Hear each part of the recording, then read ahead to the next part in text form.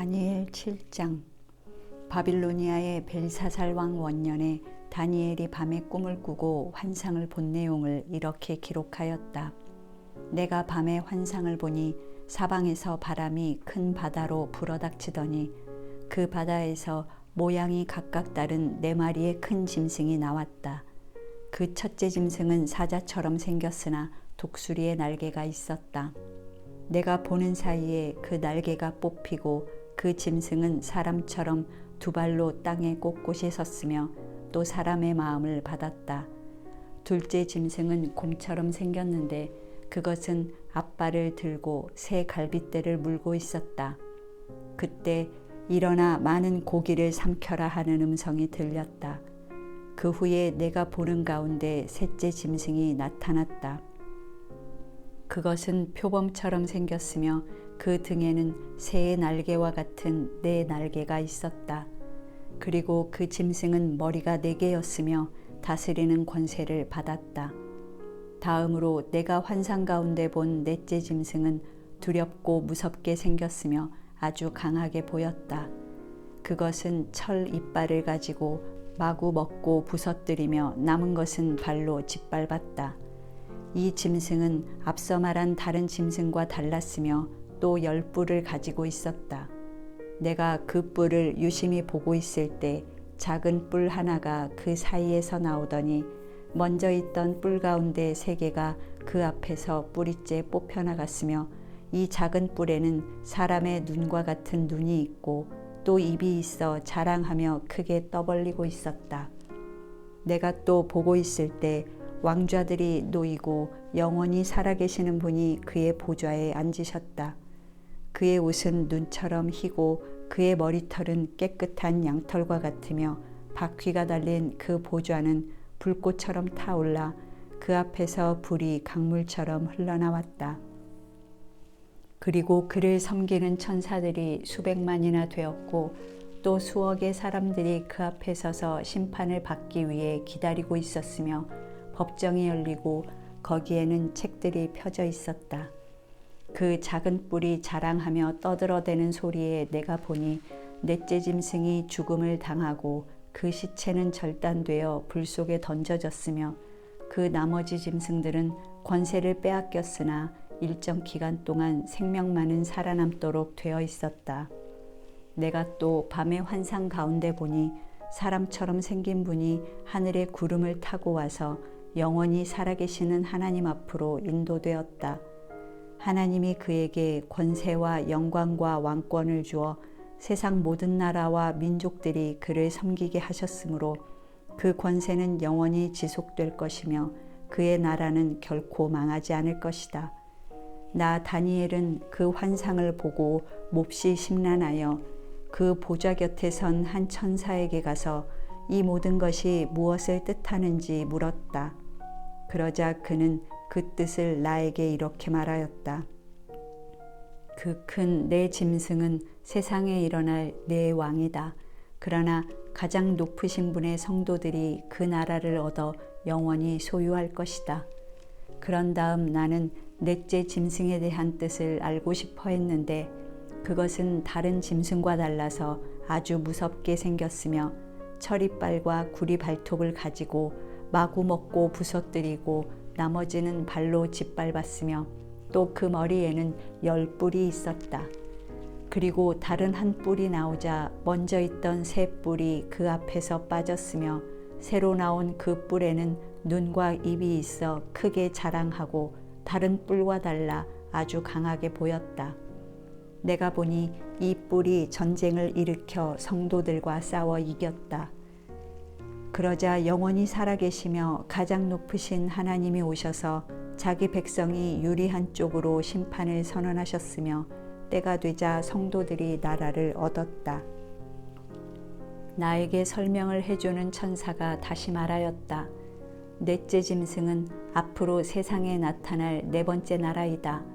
이것은 다른 모든 나라와 달라서 온 세상을 삼키고 밟아 부서뜨릴 것이다. 그 10뿔은 이 나라에서 일어날 10명의 왕이며 그 외에 또 한 왕이 일어날 것이다. 그는 먼저 있던 왕들과 달라 새 왕을 굴복시킬 것이다.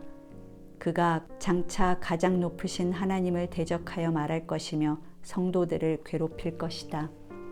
그가 또 때와 법을 변경시키려고 할 것이며 성도들은 3년 반 동안 그의 지배를 받을 것이다. 그러나 심판이 시작되면 그는 권력을 빼앗기고 아주 망해버릴 것이며 천하의 모든 나라와 권세가 가장 높으신 하나님의 백성에게 주어질 것이다. 그들의 나라는 영원히 지속되고 모든 통치자들이 그들을 섬기며 복종할 것이다. 이것으로 그 꿈의 해석은 끝났다. 나 다니엘은 얼굴이 창백해질 정도로 몹시 심란하였으나 그 일을 감추고 아무에게도 말하지 않았다. 8장. 벨사살 왕 3년에 나 다니엘은 두 번째 환상을 보게 되었다. 그 환상에서 나는 엘람도의 수산성 곁에 있는 을레 강변에 서 있었다.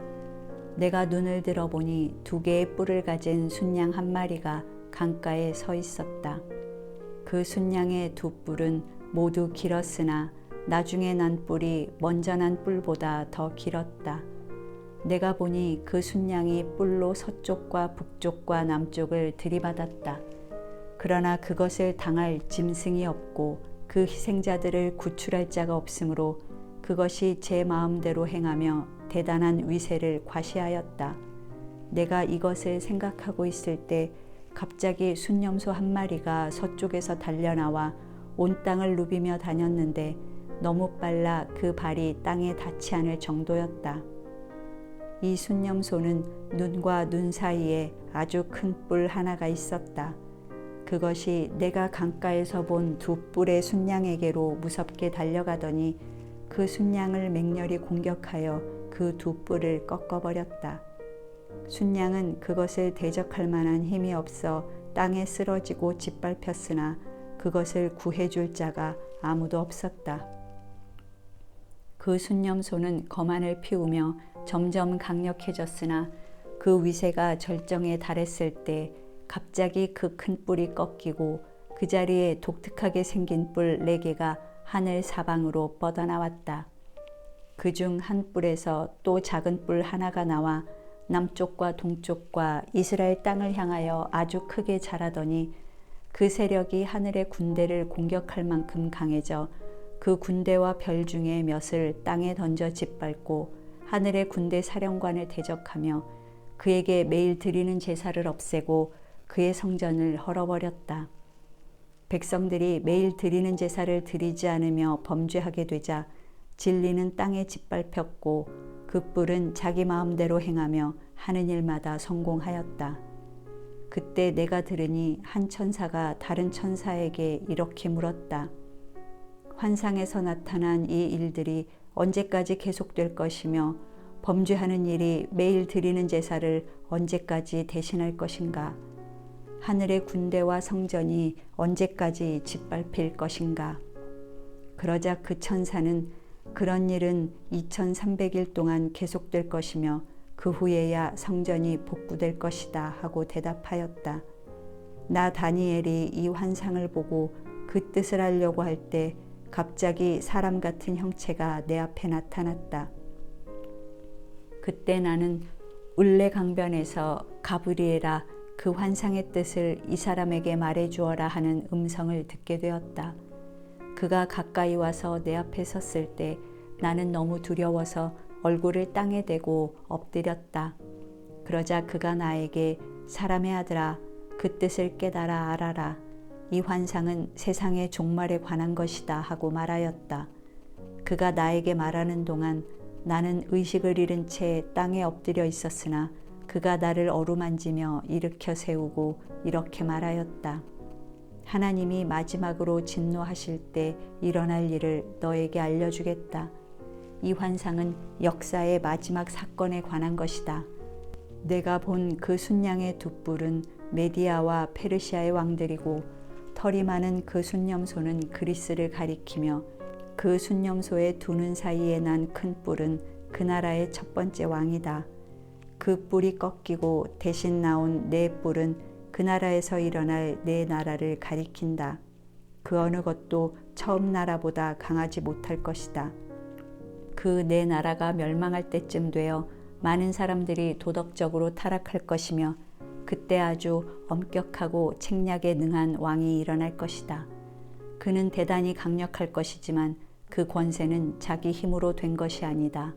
그가 장차 무자비하게 파괴하고 자기 마음대로 행할 것이며 하는 일마다 성공하여 강한 자들과 거룩한 백성을 멸할 것이다. 그는 기만술에 능하여 속이는 데 성공할 것이며 자신을 대단히 자랑스럽게 여길 것이다.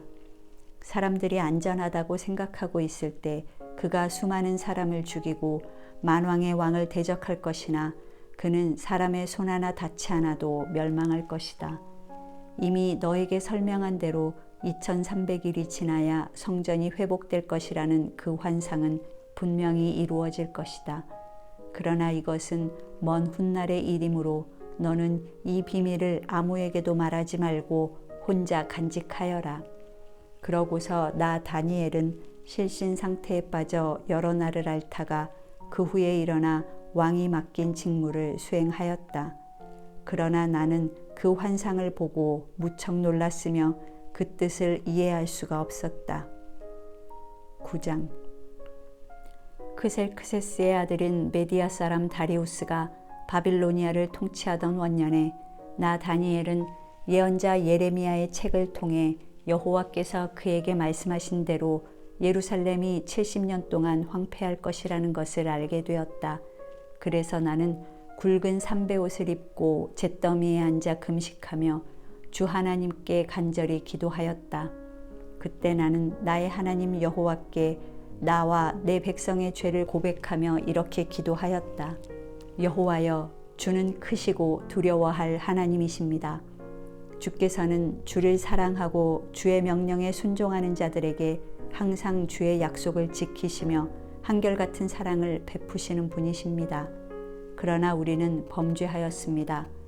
우리는 악을 행하고 못된 짓을 하였으며 주의 명령을 거역하였고 주께서 보여주신 바른 길을 떠났습니다. 우리는 또 주의 종 예언자들이 주의 이름으로 우리 왕들과 관리들과 우리 조상들과 모든 백성에게 말한 것을 듣지 않았습니다. 여호와여, 주는 항상 의로우신 분이시지만 우리는 오늘날 수치를 당하는 사람들이 되었습니다. 유다와 예루살렘에 사는 자들과 여러 나라에 흩어져 사는 모든 이스라엘 사람들이 수치를 당하고 있는 것은 우리가 다 주께 신실하지 못했기 때문입니다. 이와 같이 우리가 다 주께 범죄하였으므로 우리의 왕들과 관리들과 우리 조상들까지 수치를 당하고 있습니다. 우리가 비록 주를 거역하였습니다만 우리의 하나님이 되시는 주는 자비로우시고 용서하시는 분이십니다. 우리 하나님 여호와여, 우리는 주께 순종하지 않았으며 주의 종 예언자들을 통해 우리에게 주신 주의 법을 지키지 않았습니다. 모든 이스라엘 사람들이 주의 법을 어기며 주의 말씀에 순종하지 않고 범죄하였으므로 주의 종 모세의 율법책에 기록된 저주가 우리에게 내렸습니다. 주께서는 우리에게 무서운 재앙을 내리셔서 우리와 우리 통치자들에게 하신 말씀을 이루셨습니다.